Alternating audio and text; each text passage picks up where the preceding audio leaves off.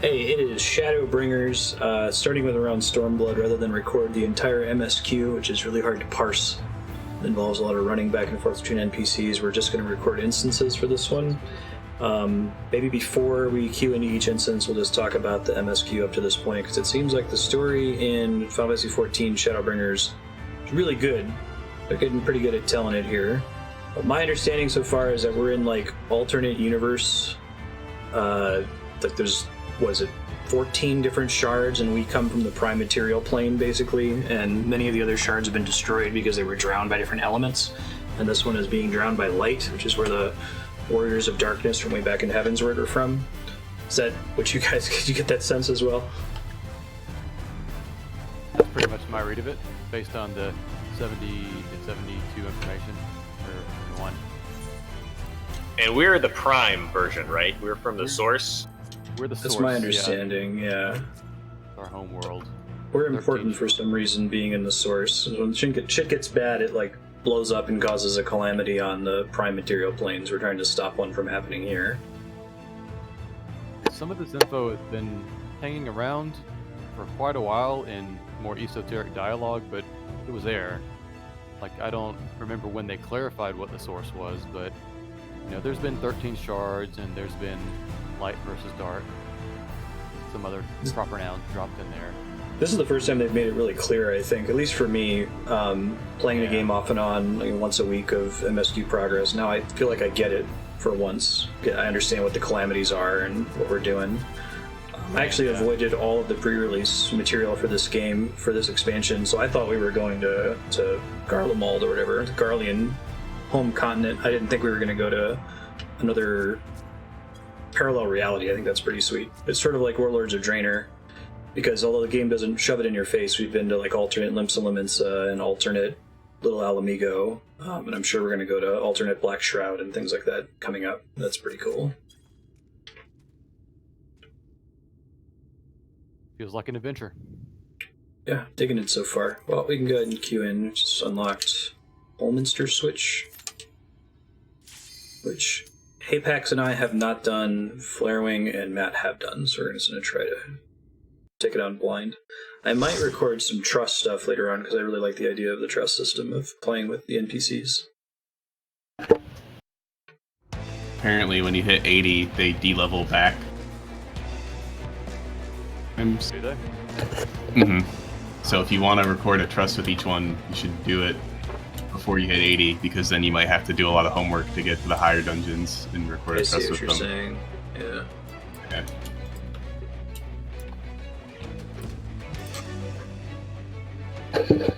The idea of a light-drowned world is pretty cool in general. I'm kind of on board with that. I guess it's not when you hit 80, it's when you beat the story, so either way. Whoa. Sin Eater killing a bear, it looked like. Turning it into a... Oh, that's cool. Nice. So they're like the holy version of the Void Sent demons from the earlier content. I played a couple games that explore this idea of, like, angels being the bad guys. It's a pretty big theme in Bayonetta. Yeah. We're not being the bad guys, but being able to be bad guys.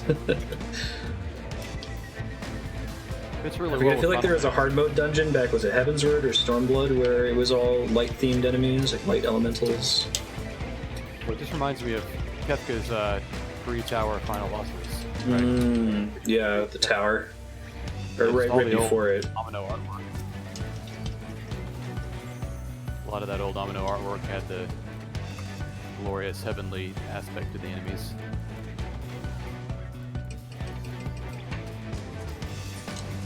Dungeon music's pretty sweet. Turn it down a bit so I can hear Flarewing better. I like these guys being called Forgiven. Yeah, that's cool. There's a lot of cool, like, linguistic space for them to explore. I've noticed a lot of the fates in Lakeland, the enemies are called Elven, just like regular Elven, rather than the weird way they spell it in this game. So, yeah. Well, it was in, what was it? Final Fantasy XI, they were called Elvan, E-L-V-A-A-N. So that's kind of fun, too. In an alternate universe, you can start to use the traditional terms for things. Look, Budget Kamari called me a dwarf when I first got to the Crystarium. Yeah, So yeah. I thought that was kind of a racial slur, but I guess that's just what we are here. Lally Here's the thing that ho! confused me. I had that emote.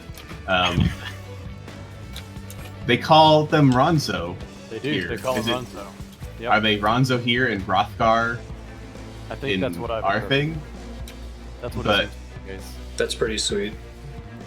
Okay, I actually didn't because I realize that didn't. the Hrothgar were meant to be Ronso. I guess they kind of look like him, but Yeah, they're the race that at least looks like just regular humans, but with bunny tails. Or well, they call them Vis here, so Viera, right? But they at least introduced Fran in Stormblood, right? So like you could be like, okay, well the Viera are in our world, but this is the first time we've seen the Hrothgar. So I don't think they. Last dude is a Hrothgar. That's kind of the first time Gunbreaker played. But that's probably the introduction to the class that is most in your face, and that's not very in your face. But that's pretty sweet. I am getting a lot of joy out of just the way they're deciding to name things, because they can use that now as a reference. I didn't think they were going to do dwarves. That's pretty cool. So is that the implication that Lalafels here are just the dwarves? Yeah. Or are they like a yes. different What he short said. race? Yeah. I didn't do that quest as a Lalafell, so that's funny. Man, when you get to the Lalfell zone, there's like 2 buildings you won't be able to go into. Oh, secret Lalafell stuff. Yeah, it's our new hangout. I'm gonna move the Grand Company house or Free Company house to the Lalfell village.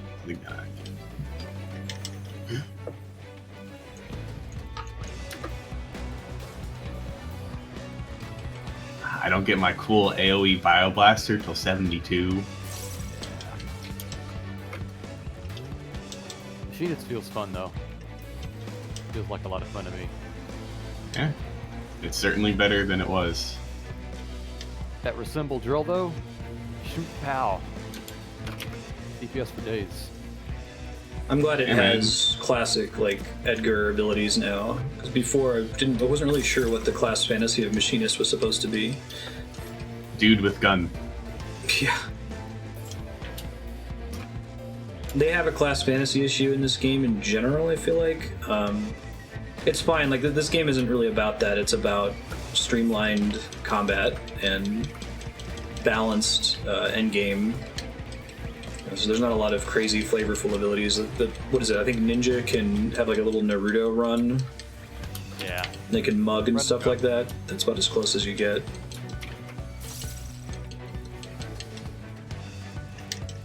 Not having TP is great. Yeah. Yes. Absolutely. Hopefully they're working towards not having you have MP Apex. Yeah, I'm noticing like if I actually do DPS, it goes down pretty fast. Mhm. And as we were discussing offline, I cannot regen it as easily as before.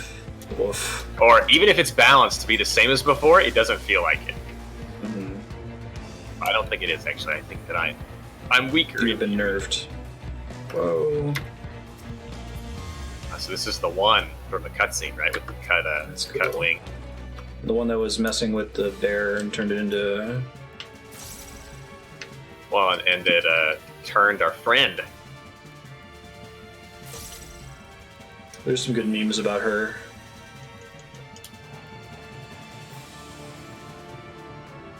Brazen Bowl.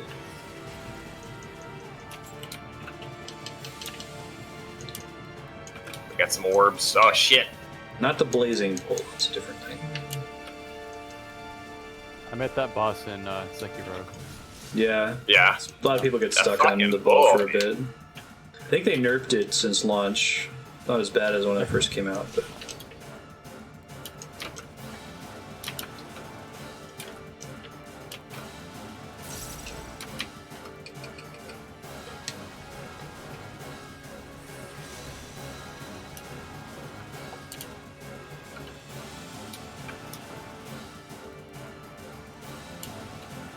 Hillary is the tank buster. Okay.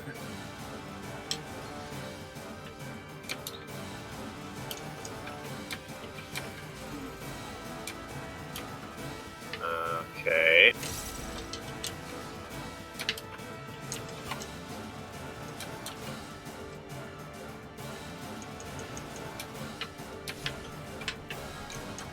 So for any warriors that are watching, wondering what I'm doing here, I think that when I have Infuriate up, that the AoE ability is going to tend to be more damage because it's a guaranteed critical direct hit.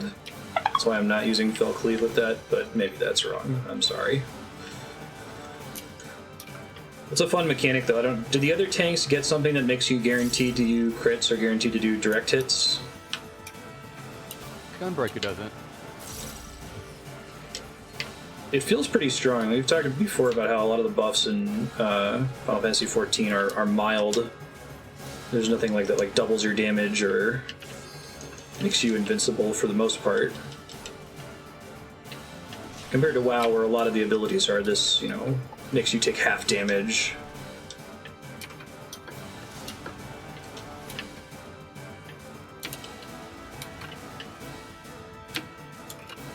Warrior has something where everything is a critical direct hit for like 5 GCDs. It feels pretty impactful when you have it on.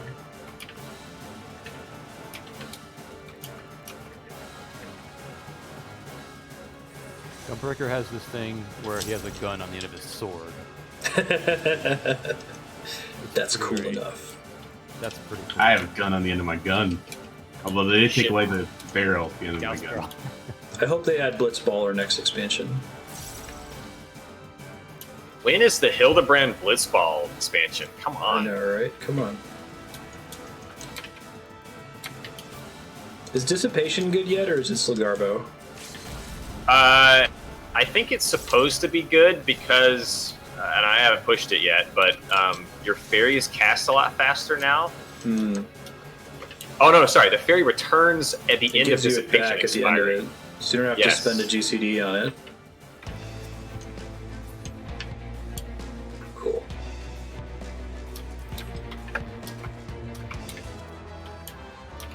Well, that's streamer RNG. I know, right? Regular Swampletics over here. Arg! Someone help. I'm telling you, Apex, you gotta watch that Swampletics guy, even if you never played old school RuneScape. That shit's way up your alley. I watched the one you linked in the chat where he's Uh-huh. getting the whip, I The think. whip, yeah. Whipping Nene. I've been going nuts and watching all the old videos. Is that how he does it? Where he just sort of condenses his 1,000 hours into a video? He makes like a really high, well-produced video. There was a parody video that came out recently that was insanely well-produced. That was like suggesting that he was a fraud. So they set up this elaborate graphic to make it look like all the genies he was collecting were like cardboard cutouts, and he was like on a set and stuff. It's fantastic. I saw that on Reddit. Yeah, Yeah, clip of it. it's like insane how much work they put into that. I guess you can watch him stream it too, but I think watching the summary videos. He seems to have a pretty good methodology too, where he's like, okay, this week, the end goal is this, so we have to break that up into all these little small tasks. So each video will be about one of those tasks.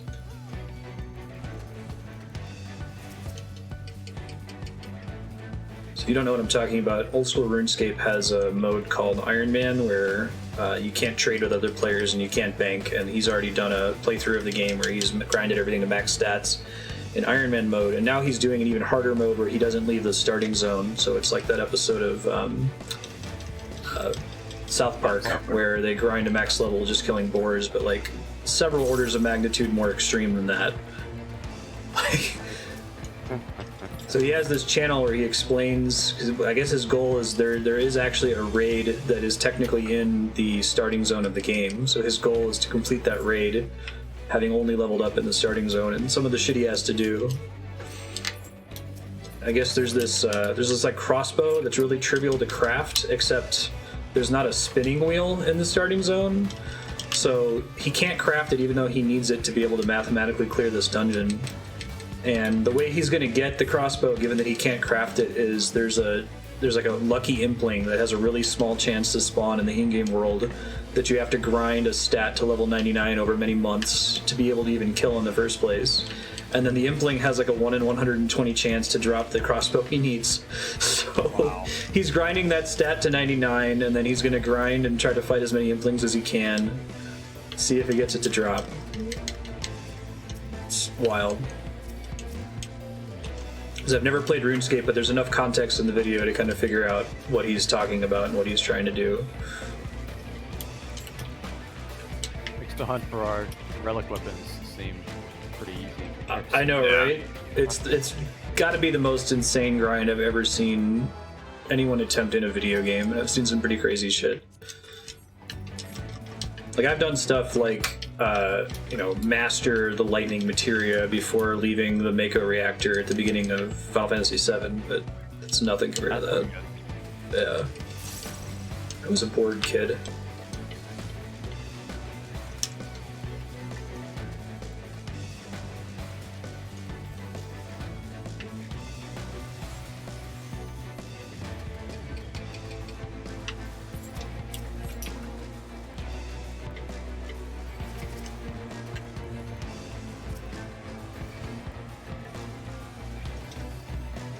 Meh, bored kid. It's still like the George Carlin quote: "Everybody faster than you on the road's a maniac. Everybody slower than you's an idiot," or whatever. Like every grind that you're not willing to do is a bored kid. Every Yeah, grind exactly. you're willing to do is an awesome experience. Right. I think just the theory crafting of this Swampletics guy is one of the most interesting parts.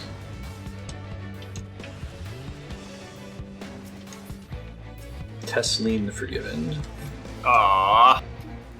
That's a bummer. She's the girl we want to protect. Yeah.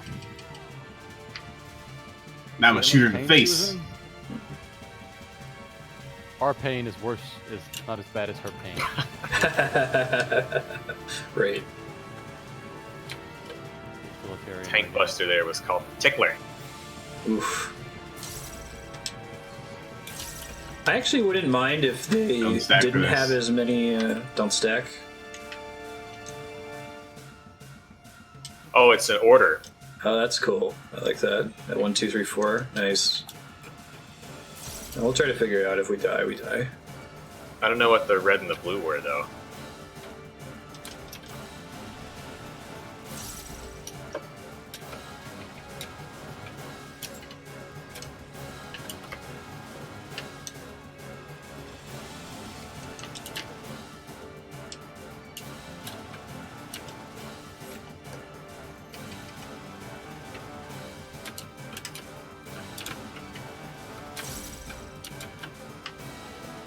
Maybe it just helps you to differentiate the order. I don't know. It's cool though.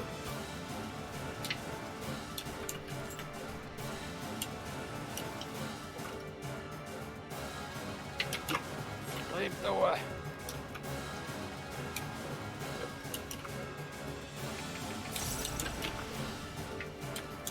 So say, I guess I won't really mind if they don't have a ton of like classic Final Fantasy stuff in this expansion, because they've set up the story in such a way that it can be its own thing.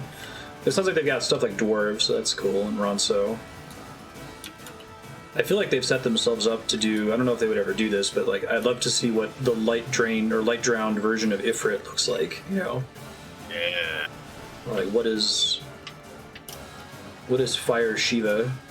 It's pretty much infinite possibilities there. I always say that about Pokemon. Like at this point, I feel like Pokemon could do that Alolan Forms thing forever, or they could do. I know fans come up with this, and they've never actually done it in the main series. Or they could do Pokemon fusions. Right now, I think most people would be happy if they just did all the Pokemon. Just put the ones you've got already in the game. Oof. Yep. Oof. I gotta say, as like a passive Pokemon fan for the past decade, but a hardcore fan when I was a kid, I will be glad if the fan base pushes them to change it up a little bit. Yeah. You know, fix some things. Pokemon's one of those. I've played a couple games and I've seen a couple movies and watched a couple TV shows where it feels like it's not living up to its potential, and that's true for almost everything within the Pokemon sphere. Like Pokemon Go could be so much cooler than it is, and it isn't. Like, Yeah. I don't know if they just own an IP and they're mismanaging it, and it's easy to be the person on the outside thinking, wouldn't it be nice if they did it right? But I think they just got a lot of money tied up in the IP, and they're hesitant to change it because of it's bigger than Mario. It's rivals Disney for name recognition in some ways. It's ridiculous IP. One sec, I was trying to get my HUD to be bigger for recording purposes, and I screwed up my cast bar for the enemies. I'm gonna try to fix that real quick. Seems kind of important. Do you know what that's a sub-item of? I fixed this so long ago. Target info, maybe? Or target info progress bar, but that's it. Make that gigantic and in the dead center of my screen again. Yeah, so the highest grossing media franchises on the Data is Beautiful Reddit. Go look up that. Pokemon's at the top with 93 billion. Yeah. Like, it's ridiculous how much money there is in it. That's part of that's what hurts with it, I think, is like, you guys have all the money for this, so why of all the franchises to not be able to make this happen, why is it you guys? Yeah. Shit, my controller's wigging out. Please don't die. Thank. Just come on. There we go. Maybe. Sorry. I got it back now. You were adjust. Yeah, right. What is happening to my Xbox controller? Let me try switching to a different one. Hold on. Let's see what the aggro changes are like. Are they extreme enough that I can hold it without doing anything? Nope. They're not. Good to know. Okay, we're back. Different controller.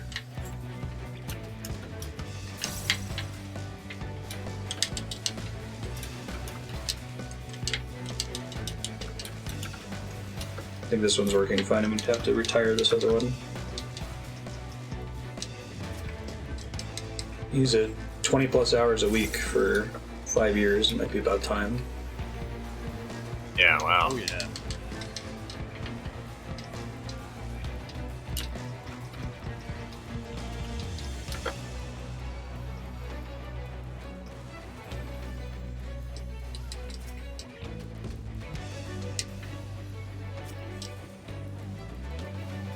Thank you for adjusting, Apex. Sorry.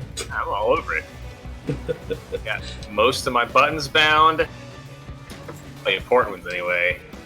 Doing your best to deal with how badly Scholar has been gimped. For now, at least.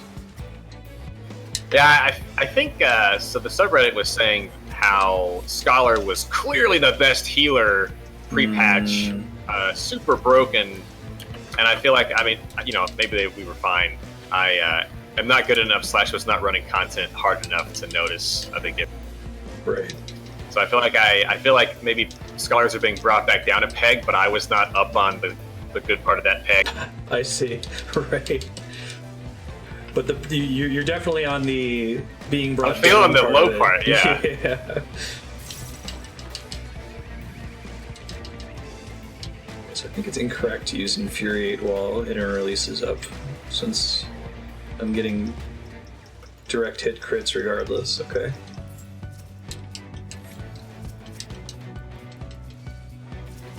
Yeah, I hope it's something that's fixable with a patch. I know sometimes they make class changes in an expansion that are going to basically require another expansion to resolve. I don't know if it's just an issue of the numbers, right? Because the actual buttons appear to be the problem. Yeah, and I think I'm in a minority probably of, compared to hardcore people, but I don't mind them taking abilities of simplification. That's fine. In principle is okay, but they didn't go about it in a very good way, I don't think. Do you think making it so Etherflow can be used outside of combat would be enough? I think, so I have a lot of conspiracy theories about public relations and people like, CEOs that are hired just to take a fall and people that fuck things up on purpose. I think the ether flow thing is a purposeful fuck up. That they can, because if they just change that, everyone will breathe a sigh of relief. Oh, it's so much better now. Because it just doesn't make any sense to do it that way. Yeah. I mean, I've been trying to think about it. I can kind of see how, because they're limiting, all of my cast, my use abilities are healed. So they kind of want me to use one of them most of the time, the other one situationally, one or two of them most of the time. And they want it only to happen during combat. So simplifying my life, you can't use this outside of combat. I get it. Like, there's several abilities for warrior that only work in combat, and it's one of those things where if you let them be used outside of combat, then people would feel compelled that, okay, I need to use the ability that gives me a full bar of rage and have a full bar of rage before the pull. Yeah. Every time, and I that is something you want to solve for, I think. I don't think you want to set it up where scholars need to have 3 stacks of ether. Scholars and summoners need to have 3 stacks of ether flow before any pull.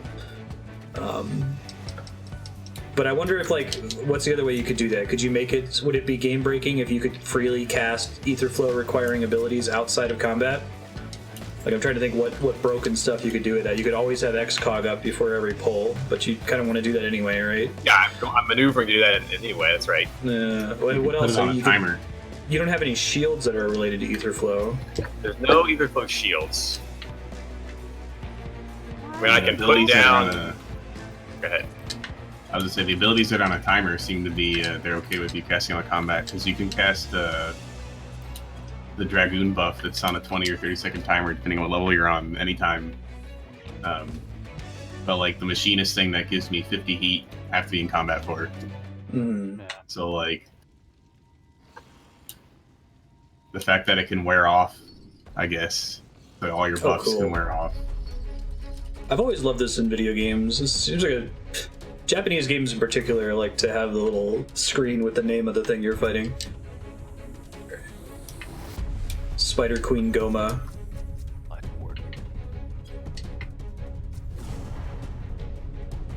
They've done a good job of, like, in this expansion of I very clearly understand what the threat is,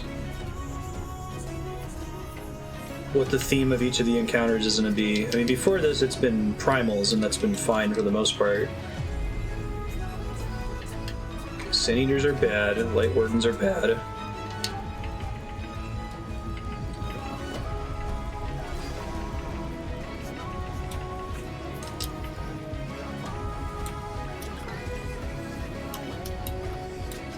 Head Crusher's probably a tank buster. It is. I thought it Pendulum, get away from y'all. Dude, I love that as they know that their player base is familiar with some of these mechanics, that they can start adding crazy shit to just regular dungeons now. And if you've made it all the way to Shadowbringers, you should know what the flare indicator looks like. Yeah.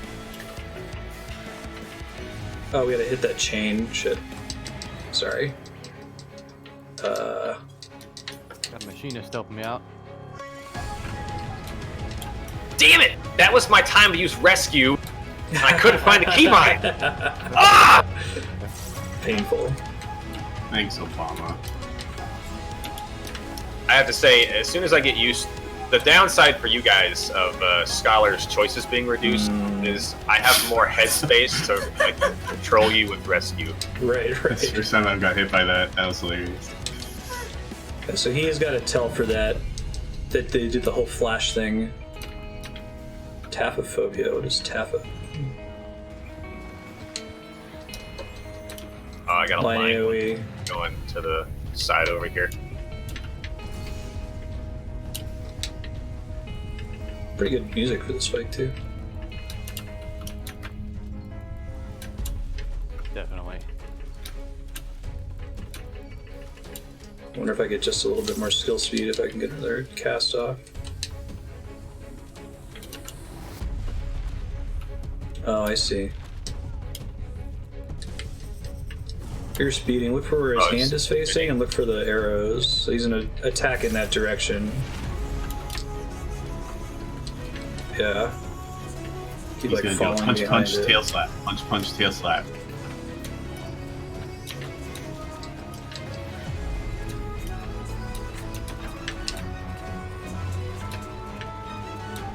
God, these fights are so good. Part of it's just having a more modern engine than WoW, but having just come out of WoW, it's get renewed respect for this game. Yeah. WoW's doing a very different thing, I think, with their different games. But as far as like tightly designed, very streamlined. Okay, this is the one that's his arm shows you where to not be. Yeet.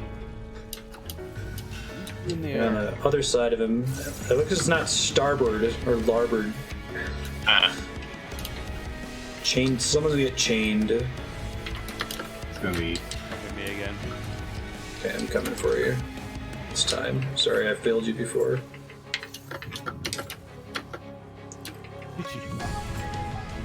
I did it!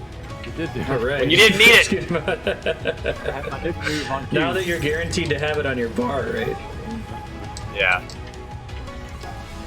What a treat. Guessing bosses are immune to the slow from arm's length? Probably. Crazy if they weren't. Yeah. Forgot to use it on poles earlier. That's really cool though, that that's a thing.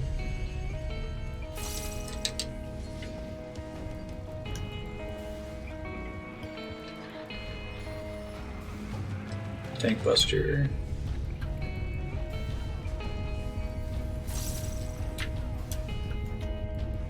XCOG consumer, I guess. Yeah.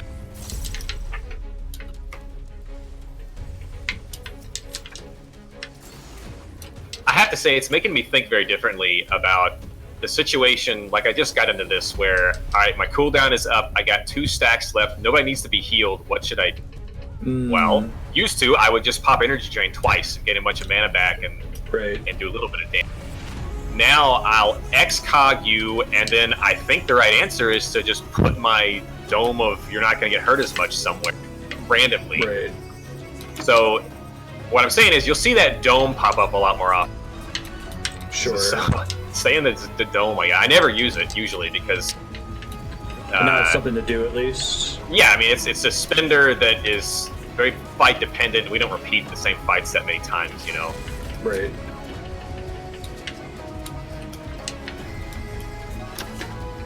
Cool. That was a neat instance. Yeah.